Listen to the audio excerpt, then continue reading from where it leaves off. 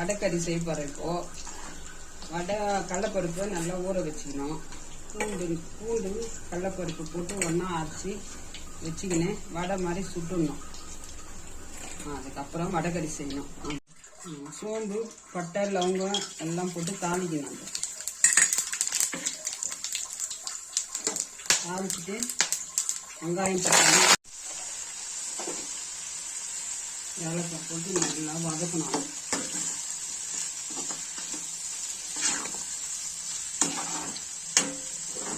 வெங்காயம் கொஞ்சம் நல்லா வதங்கின பிறகு இஞ்சி பூண்டும் நல்லா அரைச்சிட்டு இஞ்சி பூண்டு விழுது போடணும்.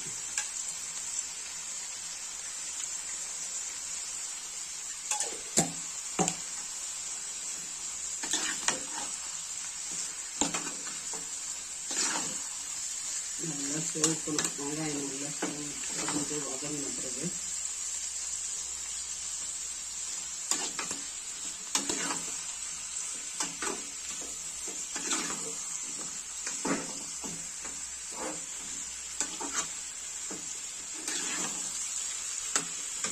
ஒரு ஸ்பூன் மஞ்சத்தூள் போடணும். நல்லா வதங்கிட்ட பிறகு மஞ்சத்தூள் ஒரு ஸ்பூன் போட்டு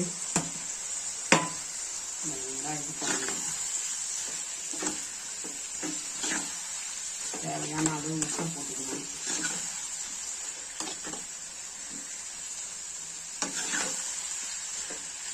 நல்லா வதங்கின பிறகு தேவைக்கு ஏற்ற மாதிரி உப்பு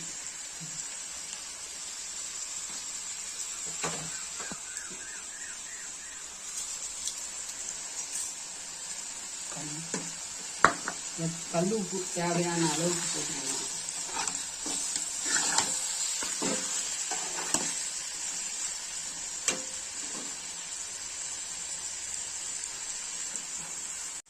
தேவையான அளவு மிளகாத்தூள் காரிக்கு தகுந்த மாதிரி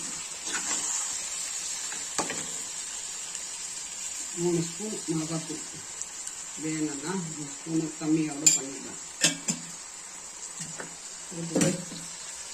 தண்ணி அரை லிட்டர் 1/4 லிட்டர் தண்ணி ஊற்றலாம்.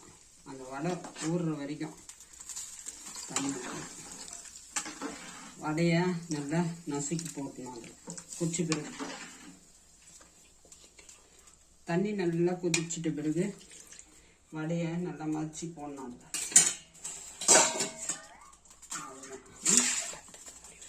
அதில் இதில் ஊற்றிட்டு முடியும்.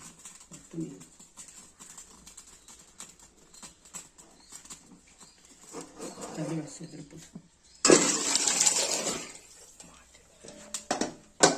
பெரிய ஆண்டில் மாற்றிக்கணுமா. மாற்றிட்டு நல்லா கொதிச்சுட்டு அப்புறம் அந்த வடையை பிச்சு அதில் போட்டுடணும். வடைக்கறி ரெடி. வடையை நல்லா பிச்சு போடணும். பிச்சு போட்டுட்டு அந்த தண்ணி நல்லா கொதிச்ச பிறகு இதை போட்டு கிண்ட வேண்டியது தான். தண்ணி நல்லா கொச்சி சுண்டின பிறகு இந்த வடையை பித்து வச்சுக்கிற வடையை அதில் போடணும். கொஞ்சம் கொஞ்சமாக போட்டு கலரணும்.